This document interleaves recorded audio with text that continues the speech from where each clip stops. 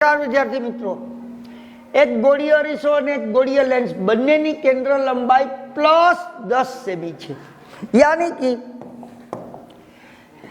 કેન્દ્ર લંબાઈ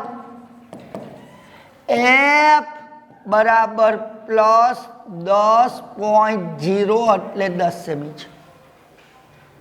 તો શું એ બંને અંતર્ગોળ હશે? શું બંને બહિર્ગોળ હશે? એક અંતર્ગોળ ને એક બહિર્ગોળ હશે? ભાઈ તો આપણે જોઈએ. પેલા અરીસાની ચર્ચા કરીએ. મિત્રો, તમને ખ્યાલ છે આ અંતર્ગોળ અરીસો, મુખ્ય અક્ષ ધ્રુવ P, મુખ્ય કેન્દ્ર એ. હવે તમે જુઓ, આ એની કેન્દ્ર લંબાઈ f છે. ધ્રુવથી મુખ્ય કેન્દ્ર સુધીનું લંબ અંતર આ બાજુ છે, એટલે કેન્દ્ર લંબાઈ માઇનસ. આપણે તો કેન્દ્ર લંબાઈ કેવી છે? પ્લસ. એટલે અંતર્ગોળ અરીસો તો ગયો. બહિર્ગોળ અરીસો, આ બહિર્ગોળ અરીસો, મુખ્ય અક્ષ આ ધ્રુવ P, આ મુખ્ય કેન્દ્ર f. તમે જુઓ, આ એની કેન્દ્ર લંબાઈ f છે. આ બાજુ છે, આપાત પ્રકાશની દિશામાં છે, તો કેન્દ્ર લંબાઈ પ્લસ. એનો મતલબ એમ કે અરીસો નક્કી થઈ ગયો કે આ અરીસો બહિર્ગોળ છે. હવે લેન્સની વાત કરીએ તો આ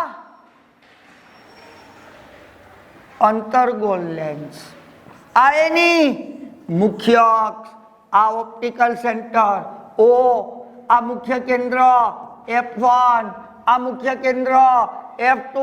તમને એ ખબર છે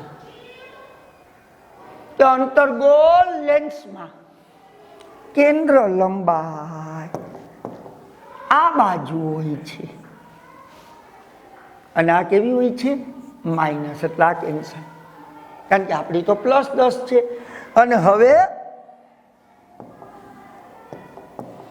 કેવો લેન્સ? આ બહિર્ગોળ લેન્સ.